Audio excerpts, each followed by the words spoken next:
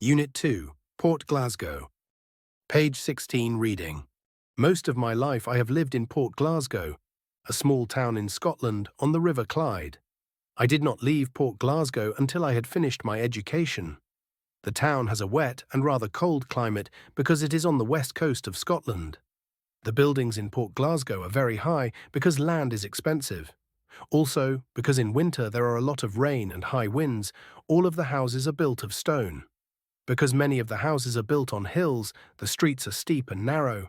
Few tourists come to visit Port Glasgow because it is not well known. There are many shipyards in Port Glasgow because the town is situated on an important river and because the necessary materials are available in that part of Scotland. When a boy leaves school, he often goes to work in the shipyards. While he is working in the shipyard, a young man may still continue his education in the evening. Many of the young women work in cloth factories because such work is easy for women. Most people start work at about 8:30 because of the cold weather and dark mornings in winter.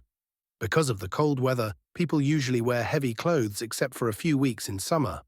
Work in the shipyards finishes every evening at 5 o'clock. When people get home from work, they usually want to eat immediately because they are hungry after a day's work.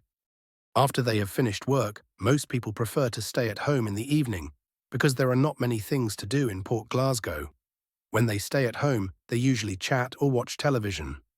In summer, when the evenings are warm, people like to go walking on the hills above the town. Also in summer, it does not get dark until very late because Port Glasgow is so far north. Because there are only about 20,000 people in Port Glasgow, the shopping centre is rather small. Some people go to shop in Glasgow at weekends or holidays. When the weather is good in the summer, people often go to the seaside, which is only 15 miles away.